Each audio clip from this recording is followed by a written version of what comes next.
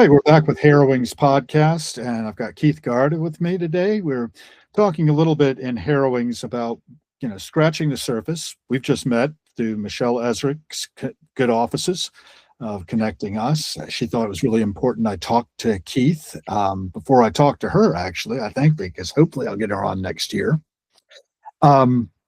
We both connect to Michelle via the Cracked Up movie. I think one of the ways we connect. I know that you connected to her much earlier than that, but that was a show that, or a movie that really focused on Daryl Hammond, but was a vehicle to talk about trauma-informed care. But Keith's got an animation company going now. How long has that been going now, Keith? Well, we started about 2 years ago, and it was an inauspicious start. We didn't start to be a company. It was one guy who knew another guy who knew another guy. And we were all talking to each other, not as a group, and not as guys who all know each other, but with a conversation that we were like pods, if you will, one in a network that was linear. One guy talking to one guy, and that guy talking to a guy, and this guy talking to another guy, and about, hey, we're doing this really cool thing. What are you doing? Well, I'm doing this. Oh yeah, well, I'm doing that. And one day, one of the guys who was kind of central, who knew all the other guys, was talking to another guy, and a guy with a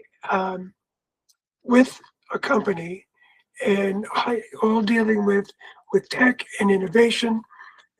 And the guy with a company that was acquiring a portfolio of tech companies, doing things in the area,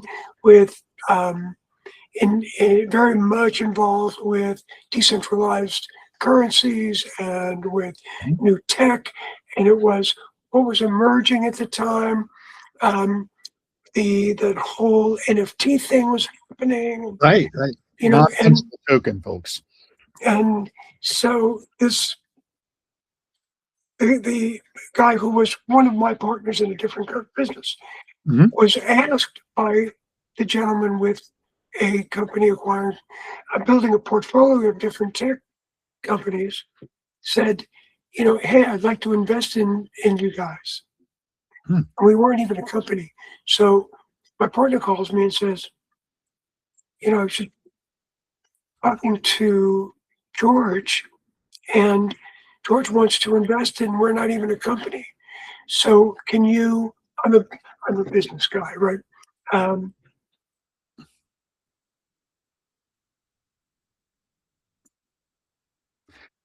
I said, sure, and so I set up a company, got it done, brought him a couple of.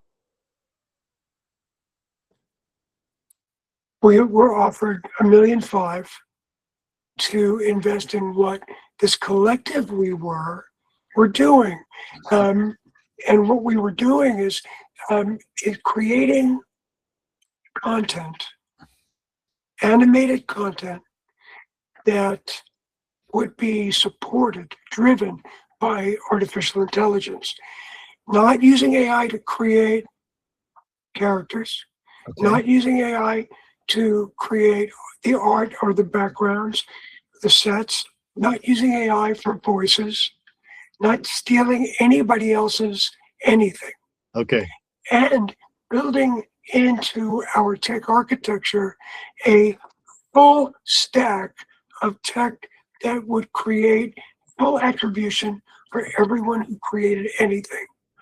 And that attribution connects to a compensation schedule. So you're given credit and compensation from the get-go for everything you've created when it gets used. And because we are all the pushback that came from the creative community, from the unions, and we're 100% supportive. We come from the creative community. Right. Okay. As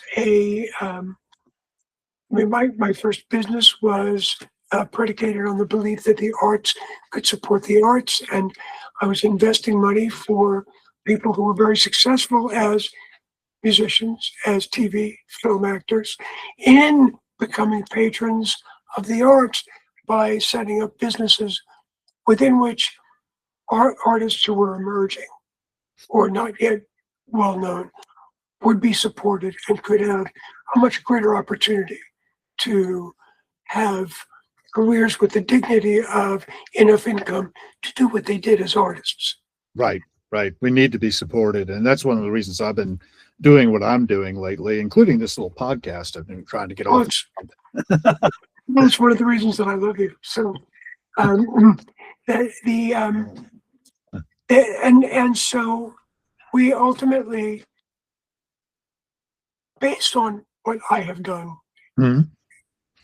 in so much of my career, which is in one form or another to build containers within which artists can flourish. Containers. I love that idea. Oh, You're yeah. familiar with the techie side of containers, right? So, well, a container, I mean, I'm 72 years old. I've been doing this since 1977.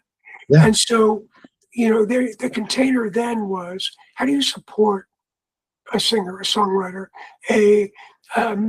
how do you support them? And there are a bunch of P's that go along with that: protect, right? To project, to protect, to profit, all of it, right? And the value, for me, I grew up in New York. I'm in New York City. I have a bunch of friends who are artists who are struggling. Yes. And I'm a street kid with an Ivy League degree who's, one of those people who you might know in your world who, thought a lot of himself as a smart ass who could get shit done. And, out on the street. yeah, and being, being a kid who was not like the kids where my crazy parents decided that they would bring up move and have a family. Yeah. Where was it that way? Where were you born? On the Lower East Side of Manhattan. Got it. Thanks. So my parents were the children of Eastern European Jews, intellectuals, anti-organized religion, right? Young communists, very, really like, whoa. And there are not a lot of places you fit in. And so then my parents decided to move out to Long Island for a better place to bring up children, right? And yes. My grandmother was Bay Shore, by the way. Oh, so right nearby, we were in Levittown, and my parents moved onto a block that was populated by fundamentalist Catholics. So here we are, Jews who are really Jewish because we're not practicing, and we didn't do things that were similar to go to church on the weekend, right on a day. And so there were atheists who, were Eastern European, so we were, Russian. So everything among my very Catholic neighbors, we were bad and wrong.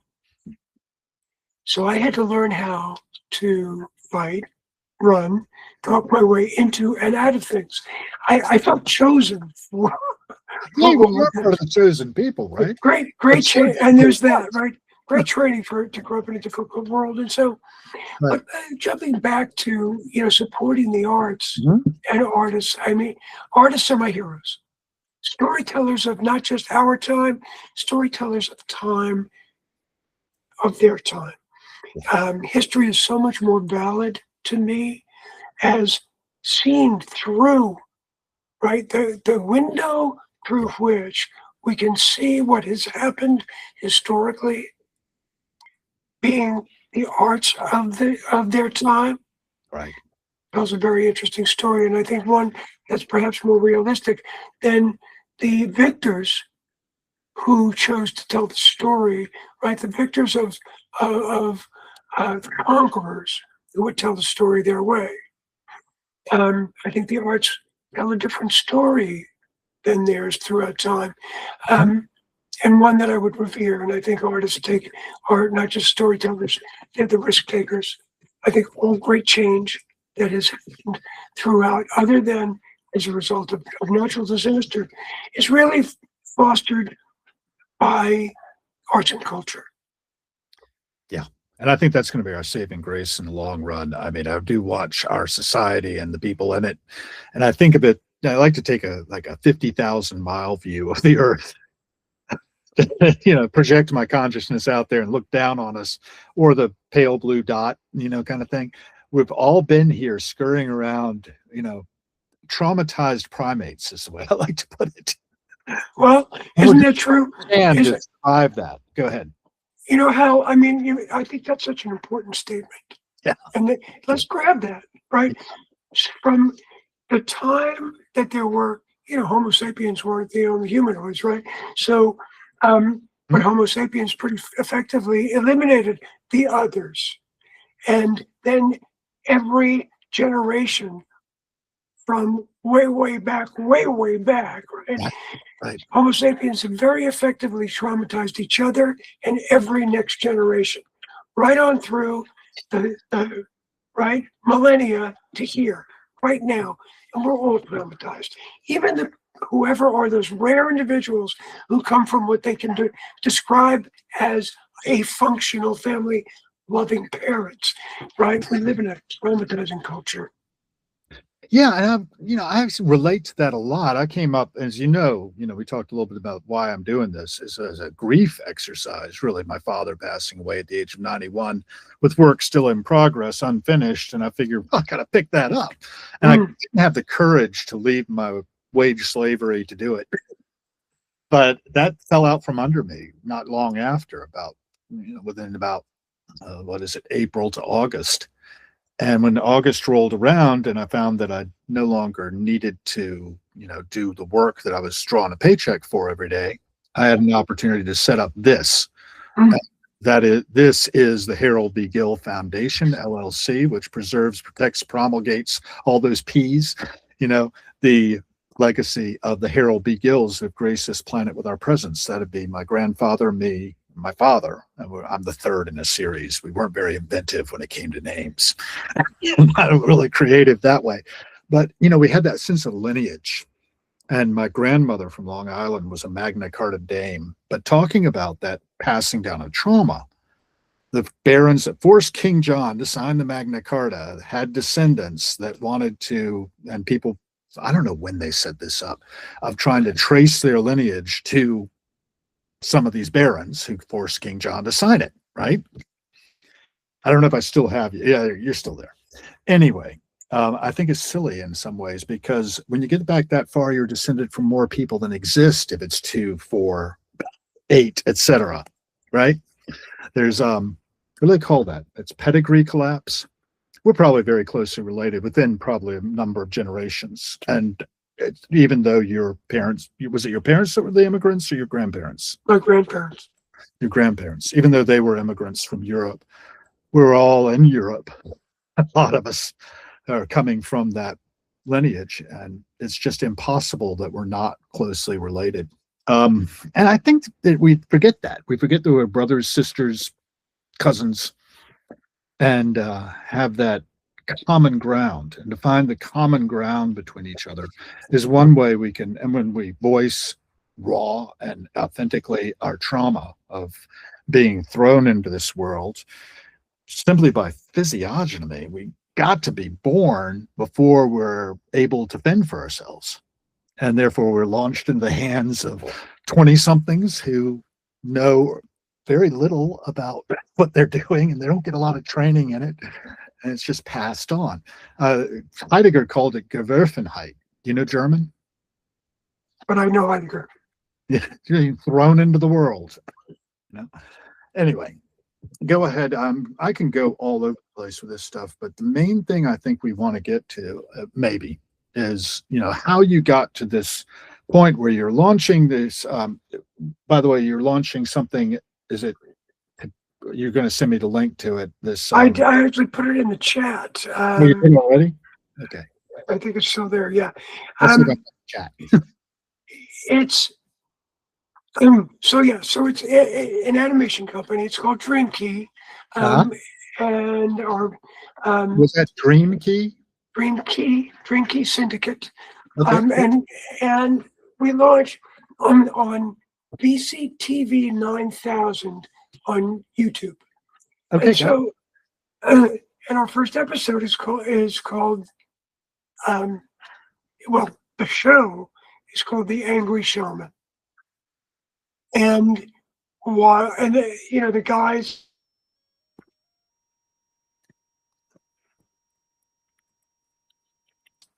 co-producer and creator of some of Conan's programs and some of the Team Coco programs, like Clueless Gamer. Just a brilliant team of creators, and I get the privilege yet again to build and support the container with can work, can flourish, can create, can express, themselves, and they're brilliant and they're crazy, and we all come from backgrounds of very significant achievement in our respective fields. So it's fun dealing with pros who also, each one, well, not only do we share a mindset, we share a heart set. And we know, each of us, that when we're separate, we suffer. When we connect, we heal. And in connection and creating together, we're doing some really fun things. And the value in what we do, we are AI supported, but we are dedicated to the ethical use of AI. As I said, everything that gets created is created by humans, and at Dream Key, and so and the Angry Shaman, actually, even though it's kind of Adult Swim crazy, is some of the characters are anthropomorphized everyday things: a weather vane, a toilet, a fondue pot. There's I love objects. It's fun. And the Angry Shaman is really symbolic of that person in so many of us who, do I use brutal honesty, or do I use loving, compassionate kinds of what are our kindnesses, and am I being empathetic? And so, what's more effective and where and how, and it's just a fun, kind of a juxtaposition of personalities. In any way, it's a thing. But we'll dig into it. well, one of the things I like, for me, is also that throughout my career, I've been really fortunate to have the opportunity to bridge entertainment with cutting edge tech. And so here I have another opportunity to do that. And again, to do it in a way that is ethical, in a way that creates opportunity, supports artists, and creates opportunity for more creatives. And so there's that, that's, but I think the most important work that I've ever done is the work that I'm doing with Michelle Esrick now, which is the follow-up to the Cracked Up, the Daryl Hammond story, Cracked Up.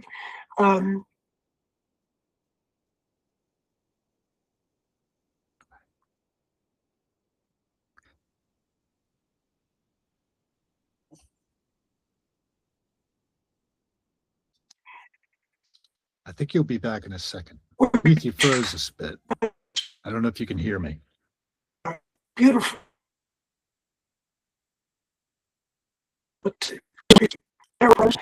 Breaking up a little, Keith. Yeah, Are you still with I hear me? you. Can you Okay, hear great. me? Can you repeat what you were No. saying about? Yes. Yeah, now I can. You're breaking up a little bit. You're a little pixelated. And go ahead. Can you repeat a little bit about what you were talking about? See if we can pick it up again. Uh, uh, is I'm the not sure if we can. important work, most important work that I have ever done is the work that I'm doing with Michelle. Got it. It is working better. Yes. Go ahead. This, this,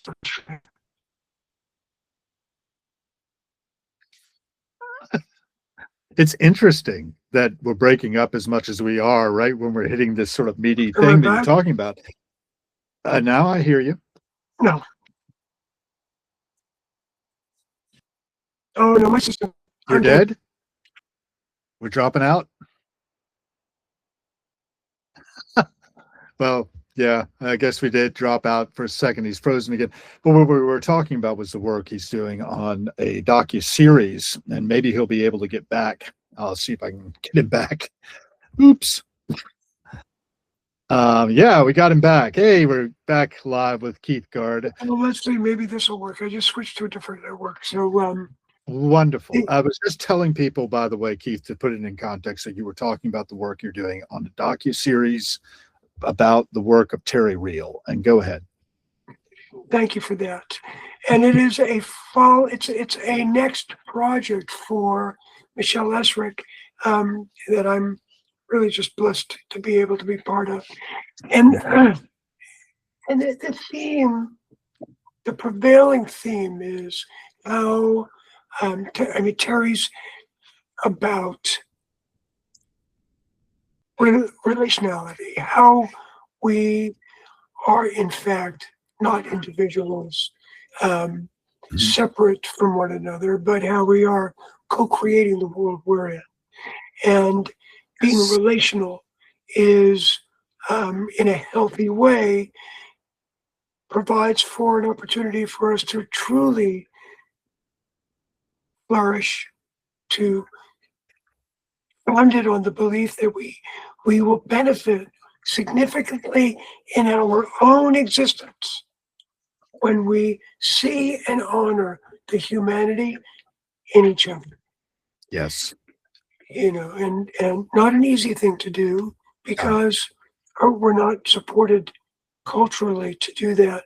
And I have the gift of working with one of the great storytellers of our time.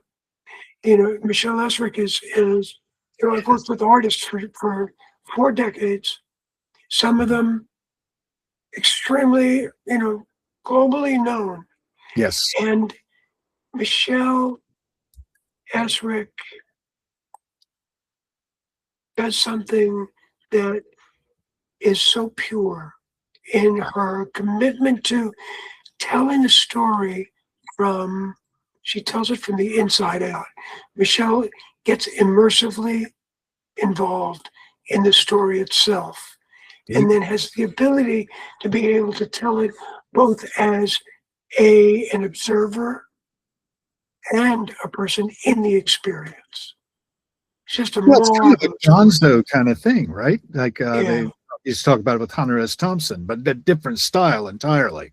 And what I've loved about Michelle was a thing she put together during the pandemic. You remember that? You may have been peripheral to it. I don't know. It was called People Helping People. You know what I'm talking about? Where she No. had like Larry Brilliant, Wavy Gravy and Ja, Oh yeah. Bob Weir and Natasha Weir, Jackson Brown, Yeah. Jack Kornfeld. Did I get every? No, I didn't get everybody by a long shot. Denise Kaufman of the Ace of Cups, and they opened up with Wavy Gravy's song. What's it called? Basic Human Needs. That gives the context. I Right? think David Lynch. I mean, did you have? I heard. Lynch, I don't think was in this one, but I will look for that because I haven't seen it. Yeah, I don't. Yeah, what I was surprised at on YouTube is how few views it had. I would have thought it would have gone viral. I would have hoped. But one of the problems with our society, I guess, is sometimes the good news doesn't travel fast. Yeah, how? So viral is so funny. So my animation company. Right. Of Here's a for example of what goes viral, what doesn't. So we had a one of the content bits that we have is two slabs of beef debating, and it's interactive. The audience can feed it a debate topic. So one debate topic was release the Epstein files or not. That didn't get a whole lot of views, a whole lot of action, a whole lot of activity. Algorithm didn't pick it up. Another was pee pee versus poo poo, and it went crazy. And scatological. When I think about the carnivalesque, right? Yeah, We really do gravitate to the taboo, yeah, right? It's an anal kind of thing, right? yeah. Really funny. I mean, just Have you ever read Denial of Death by any chance by no, Ernest Beck? no. Great book. It actually figures in Annie Hall when they're starting to split up their things between Woody Allen and Diane Keaton of recent memory. You have her pick up Denial of Death and saying, all the books with death in it, the title are yours. But it's an important work, I think, in a lot of ways. And it has to do with that thing about the focus on when you're launched into this world, like we were talking about. And then you find out that this terrible stuff comes out of one end of you. That's one of the first things you have to deal with. It's like, wow, I didn't bargain for that. Well, good thing it gets out. Sorry, missed that again. Good thing it gets out. Yes, better out than in. We often talk about that, and of course, it's something humorous that my wife and I are quite often talking about our, basic functions, because we're right in there with each other and so close. My wife had a stroke in 2009 that paralyzed her on the left side of her body at the age of 42 for Wow. life. It was really tragic.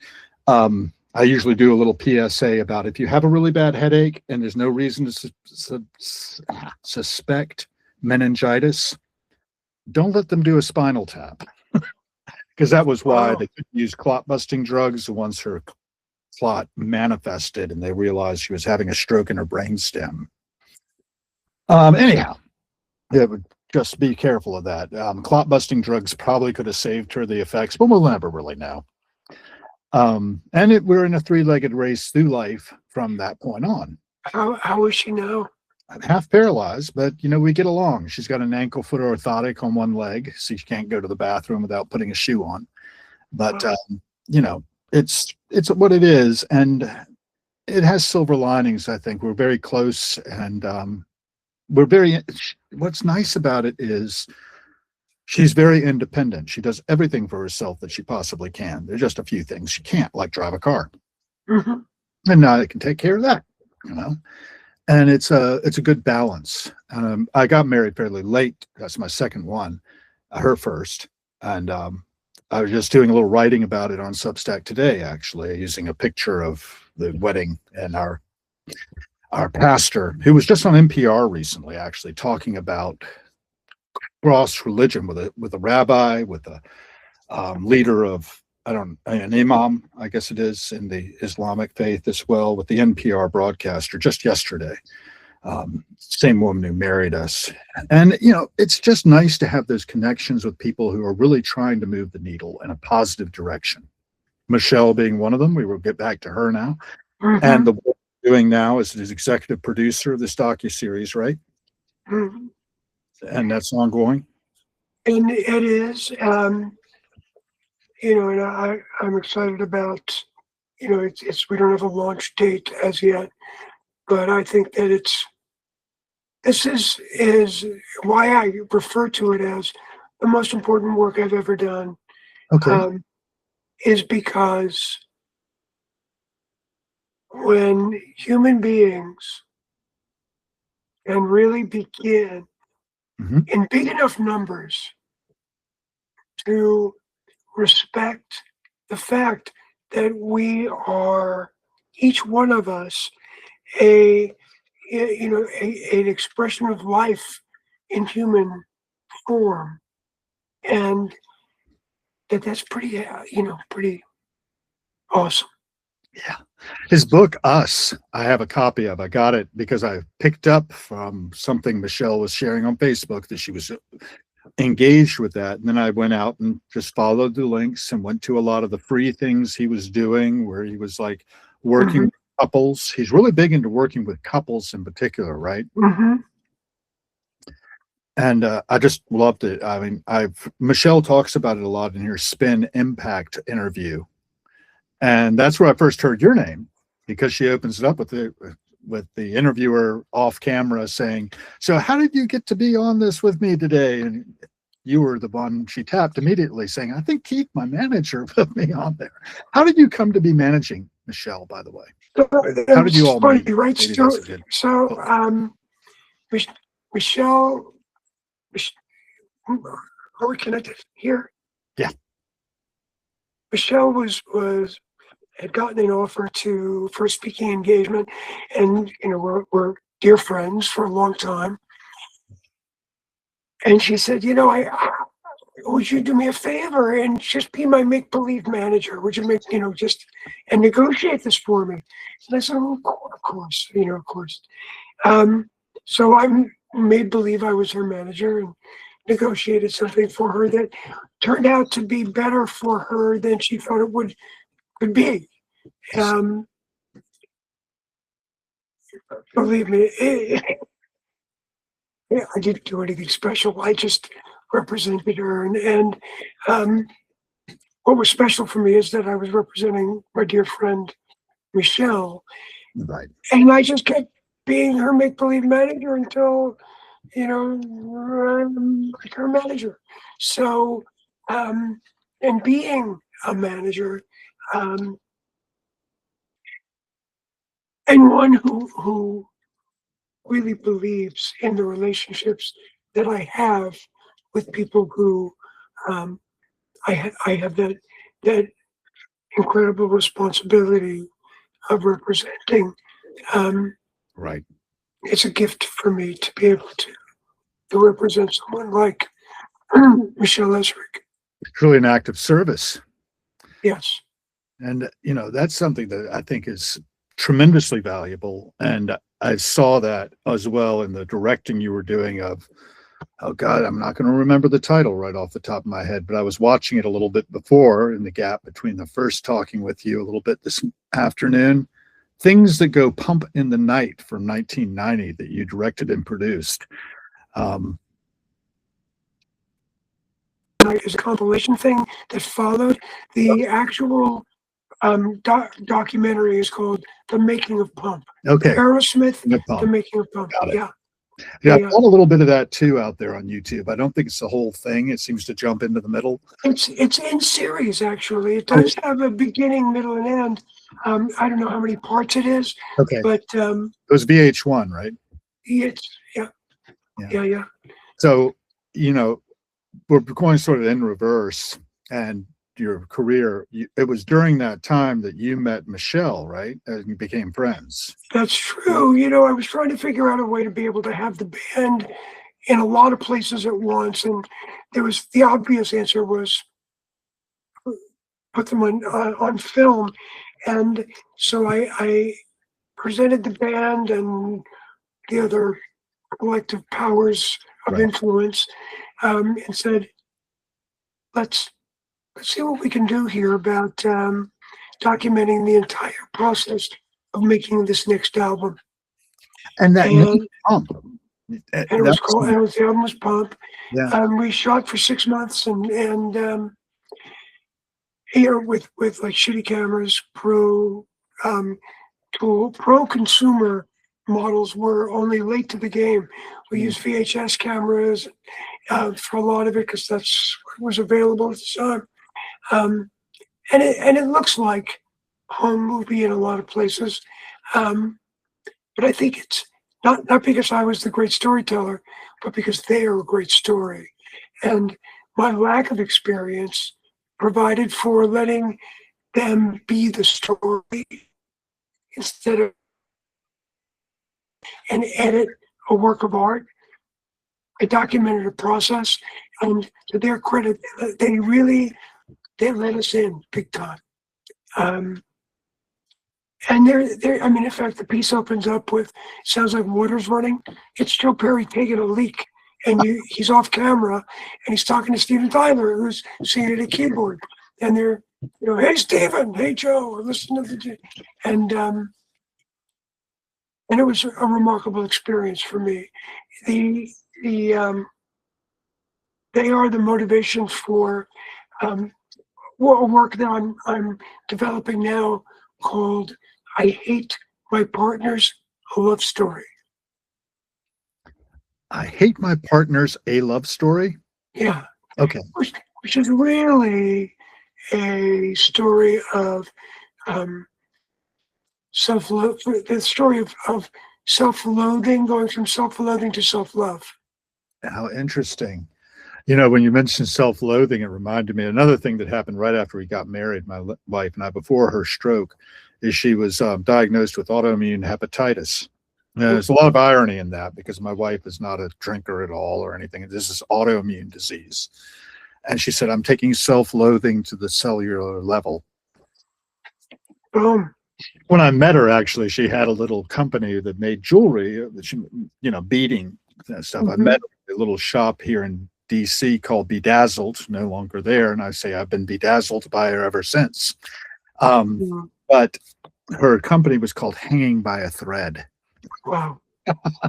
Which I think shows that sort of dry humor that I appreciate very much. And I think, we have to have a sense of, that we're up against mortality, and that the fact that we're alive at all is pretty much dumb luck in a lot of cases.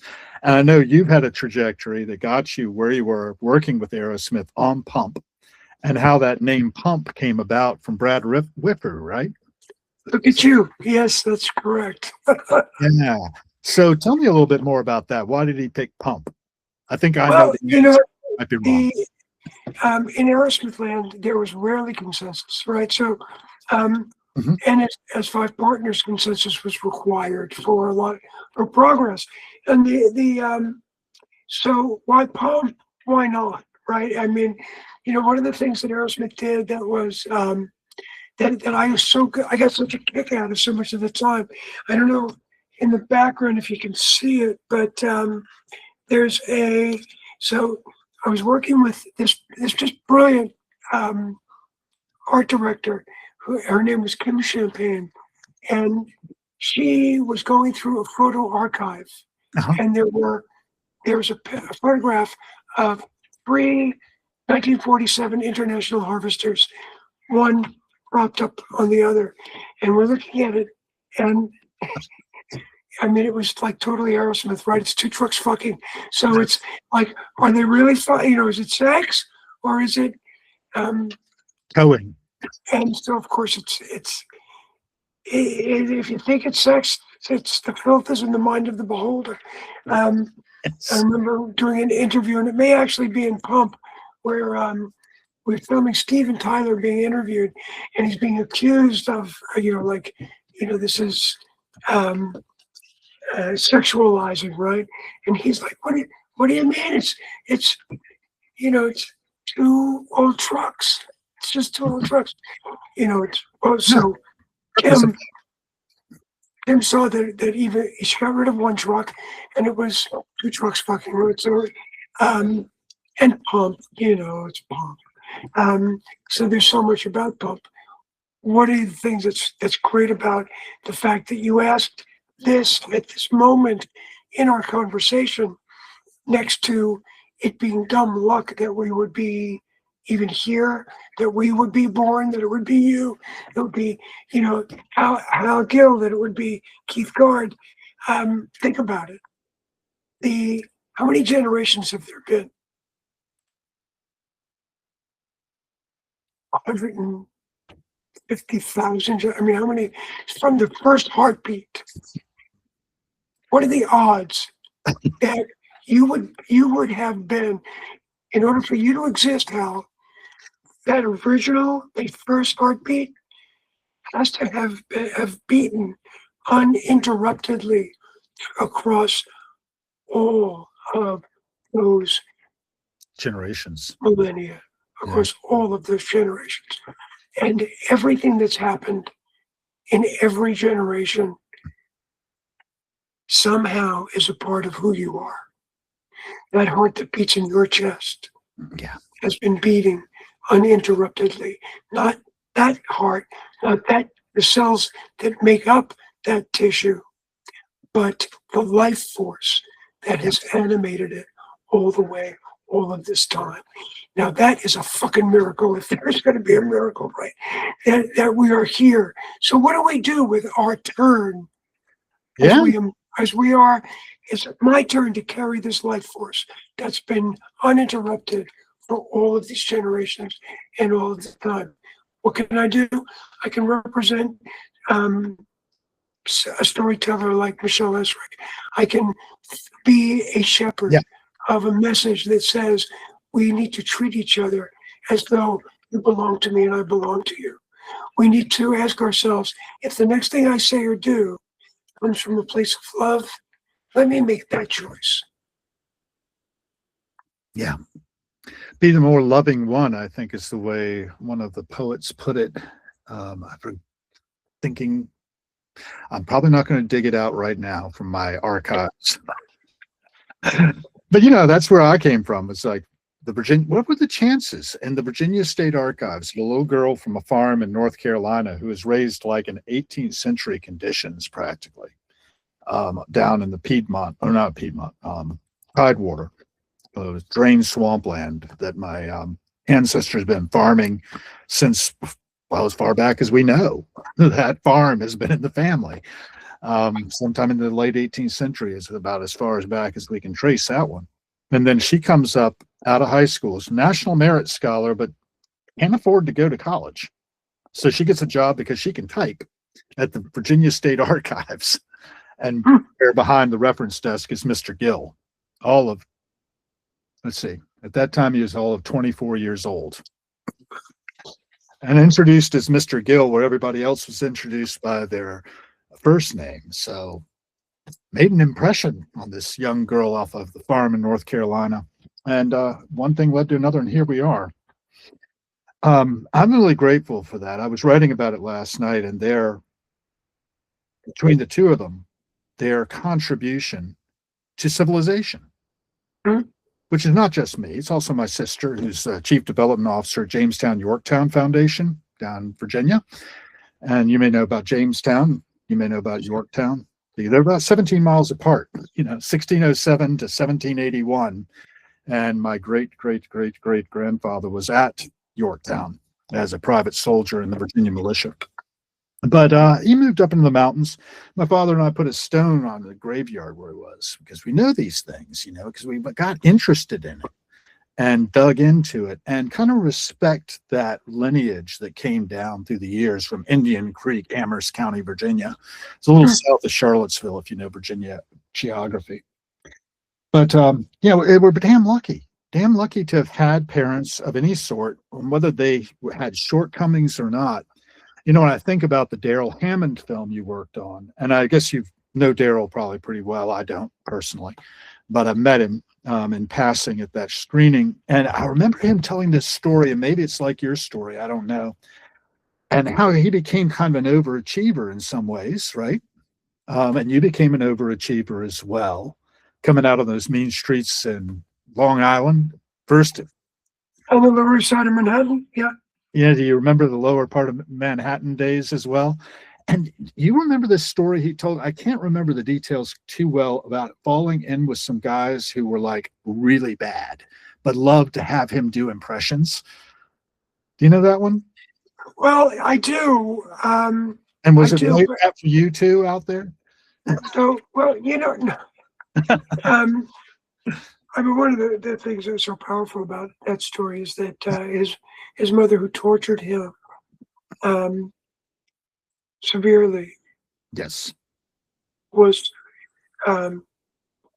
loved to watch movies with Daryl and have him mimic Right. TV actors, right? And when they were doing that, that's the one place where in time where he felt safe and is developing the ability I mean, brilliantly to be a to do those impersonations, to be able to do and as Lorne Michaels says in that film when Michelle was interviewing him, that there were those people who really shine when they're on, I'm not quoting exactly, but on the blade, right on the tip of the blade of the knife. Yeah. Yeah. And that Daryl could be having a nervous breakdown, but when it was his time to go on, he was always there and always brilliant. Mm. He followed through. Yeah. His stand-up routine. Well, Michelle's, that's yeah. where he was rewarded. It's when his mother actually, would I looked at him with a kind of with admiration, with appreciation, she with approval, you know, and he found that space, he found that place as a performer. Yeah, and people should see that film, by the way, and go to the website, crackedupmovie.com. Tons of resources out there, lots of links to shorter pieces as well. But the film itself is beautifully shot and polish. I mean, the polish of both the two movies I've seen of Michelle so far, which are Saint Misbehaving. Oh, well, I guess it's the Wavy Gravy movie, subtitle Saint Misbehaving. And Yeah, then the other one with all of that artwork that she was doing. I forget the name of the artist who does these little bits and pieces in plexiglass, the fragmentation of the self. yes. Anyway, Yeah. maybe go ahead. No, I'm trying to remember his name as well. Dustin Yellen it is. I'm not positive. That's it. Dustin Yellen. Yeah. The archives. Good job. I saw a piece of his in the Kennedy Center of all things. I'm going to call it the Kennedy Center, by the way. To me, that's what it is, right? Always will be. Yes, Go absolutely. ahead. I don't want to deviate too far in that direction. No. Hey, there's I mean, we talk about the what Michelle, going back really to Right. what she is dedicated to, creating the stories that she's willing to give so much to. Right. In so many ways, the three of us really, where and how we meet, if you will, issues specific to why did we need to be in recovery? Yeah. What contributed to or to the addictive behavior, to the need to hide, right? And yeah,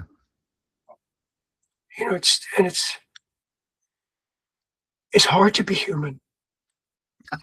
Actually, my father used to say that all the time, and his sister at his hospital bedside as he was passing away, unresponsive. He had fallen the night before and just never really recovered. But she was holding his hand and looked up at us and said, he's always said, and she's 93. She had been driven by her son from Charlottesville, Virginia to Williamsburg, Virginia, about 2-hour drive plus, to be there for a few minutes. Anyway, I was glad to be able to convey the message because everybody else was too shook up to get the word to her. But she said, I remember him telling me it's hard to be me. I think it's hard to be anyone. The idea of the slings and arrows of outrageous fortune continually being visited upon me did drive me into addiction, into alcoholism. And then, recovery came, and I was able to eventually take a seat in the audience and watch that poor schmuck on stage and have a bit of compassion for him. He's doing the best he can. But it's going to be another pratfall any second now. In fact, just yesterday, was it yesterday? Or maybe it was the day before. I went out for a walk, and as I often do, I'm wanting to, film the passing show. I just like to look at what's happening and be aware and awake and be where my feet are, except I wasn't. And that's one instant. And I did that thing of catching the toe on the curb and bam, one knee. I didn't do any permanent damage.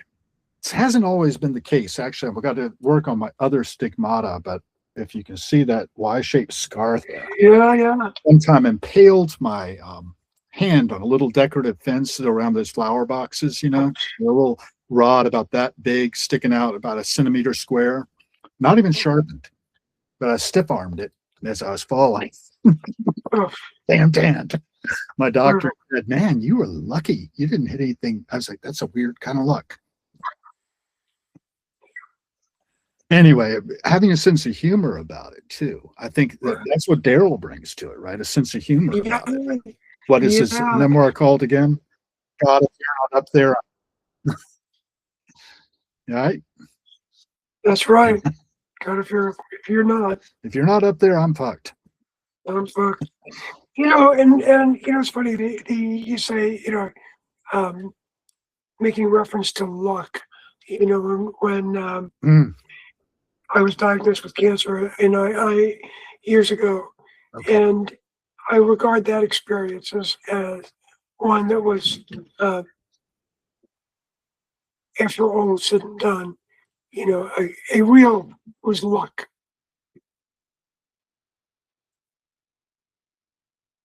I'll let you expand upon that because I'm curious. How do you see it? Well, some people will say that when they're diagnosed with a life-challenging illness, that all the bullshit falls away in 5 minutes. It didn't happen for me. No. No, no. You still had your responsibilities, huh? I had a 4-year-old daughter. I was the breadwinner in the family, and I was in recovery for 4 years at that time, which was a blessing. But I went. So yeah, luck, a lot of luck. So I asked my sponsor to come with me to get my diagnosis. Mm. And after I was told that I had a malignant tumor, I asked my doctor if I had to kiss everybody I love goodbye. And he said, well, you have a battle. We left his office. And I looked at my sponsor and I said, yeah, I looked at my sponsor and I said, so Bobby, what should I do? He said, I don't fucking know, man. I'm not a doctor, but I'll tell you this. You should go to more meetings. And I said, you were just in there with me in the doctor's office. He kind of made it clear that my life is going to be filled with the medical system and dealing with all the shit I'm going to have to deal with. Surgery and radiation treatment, chemotherapy and rehabilitation, assuming I live. And my sponsor, Bobby, said, go to more meetings. You'll have more time. That was on a Friday. That Sunday, I went to a meeting I had never been to before. And the woman who was sharing in 1993 was HIV positive, still a death sentence. Right. And she was the picture of health. She didn't know me, I didn't know her. But after the meeting, I did what my sponsor told me I should do, which is when you see somebody who's got something that seems to really be working in their lives, go get it and make it yours. So after the meeting, I went up to this woman. Her name was Sherry. And I said, Sherry, I need something that you have. And I thought, I have a battle. She has a death sentence. And she's doing great. And she said, what do I possibly have that you need. Yeah. I said, I need to know how to live. I need to know how to live. She showed me how to live. With that, and she showed you how to live. Okay. Yeah. Yeah. And by the way, And how is Sherry Lewis is alive and well and living in LA today. wonderful? And how is that you're living? How is that? That you're living. Oh, Tell you how to live. So how is that? my life is an embarrassment of riches. I see it that way too. Often, when I put my lenses in right. Look, I mean, I got to be a manager for the world's most unmanageable band. Oh, I've got one for you to intersect into that one. Have you ever heard the story about Bob Dylan meeting Peter Grant? Yes.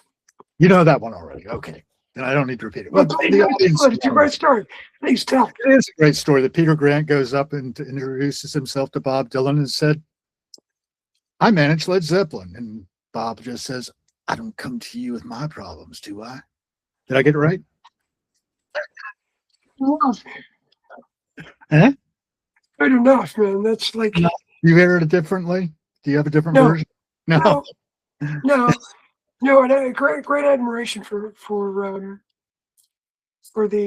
the knowing how difficult it can be to be on a manager's side of things. Right. That Peter Grant, an ex, prize fighter, Right. he would smack the guys and punch them to do things. But that's funny. I don't come to you with my problems. Yeah. So it's. Listen, And I love Bob. I mean, I I like his attitude. And what an artist. Have you seen this? what an artist. Eh? And quite, look, very honestly, I what a blessing in my life to have had the opportunity to work with the guys in Aerosmith. There are all kinds of stories, right? The sex, drugs, and rock and roll stuff. Stories you don't hear, things that every show, every single show, every arena, show after show, Steven Tyler would have the promoter's rep take him to the place where the wheelchair section would be to make sure there was not an obstructed view. That's wonderful. Yeah, I love that. The guys in that band, as a band, annually, donated never less than $1 million, and never for promotion, never. There's a lot about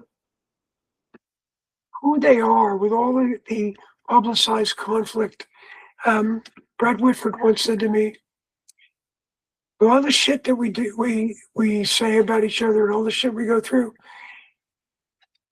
when we're up there on stage playing, the 5 biggest fans of that band are the 5 guys on that stage. Yeah. And I love them for that. Brad Whitford, incredibly a brilliant musician. Yes. Brilliant. Yes, I've seen really, never given the attention and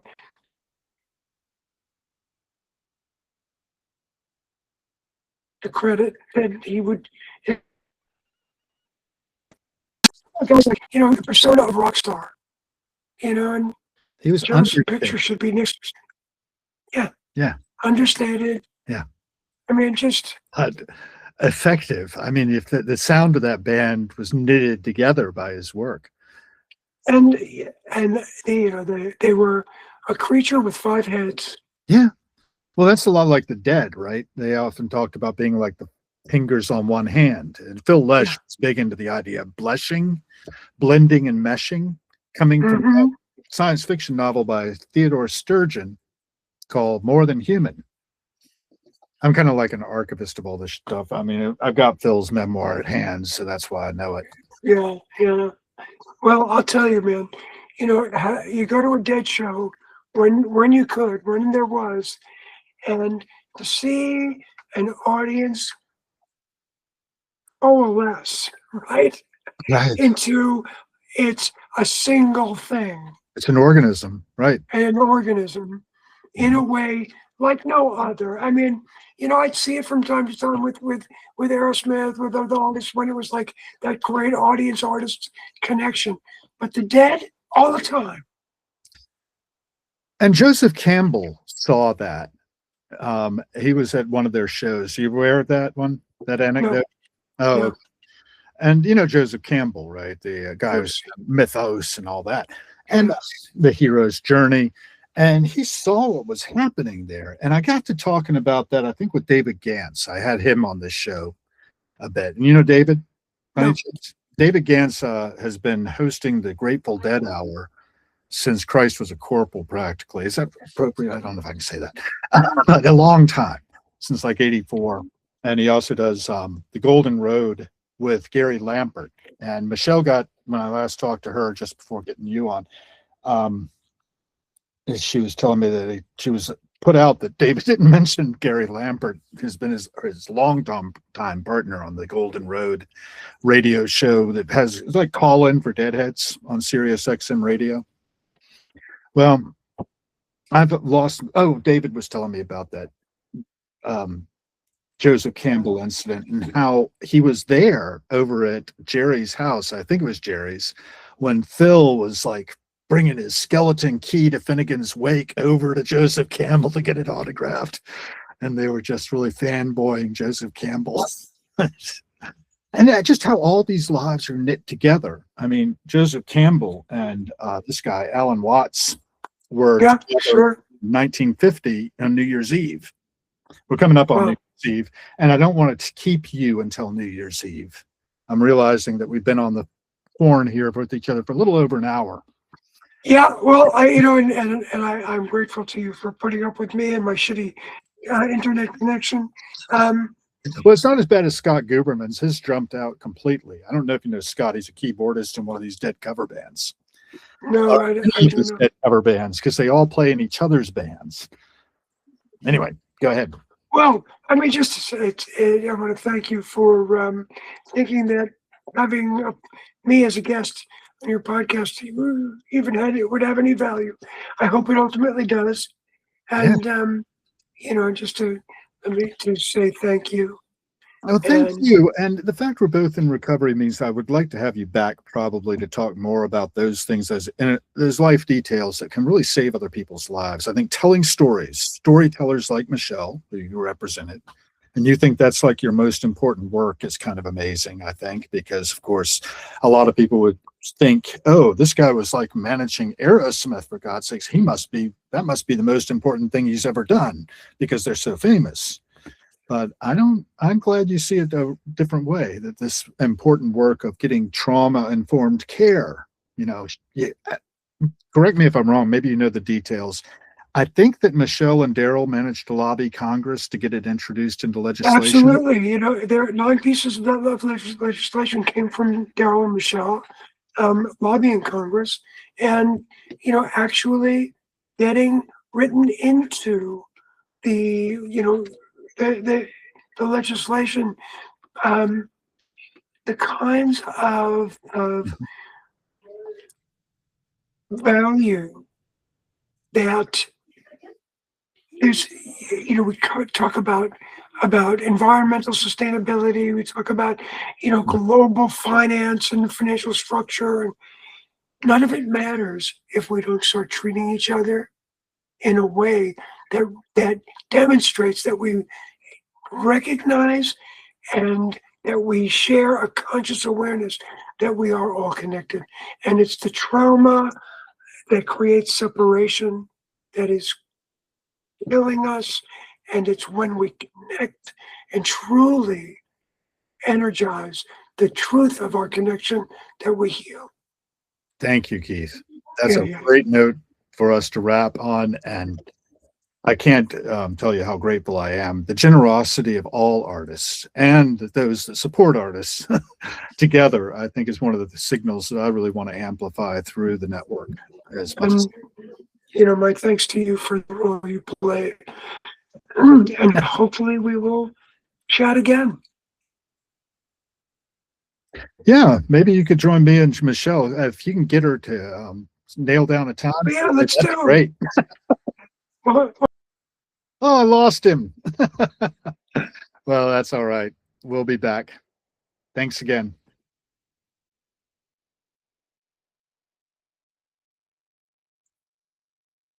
Mm-hmm.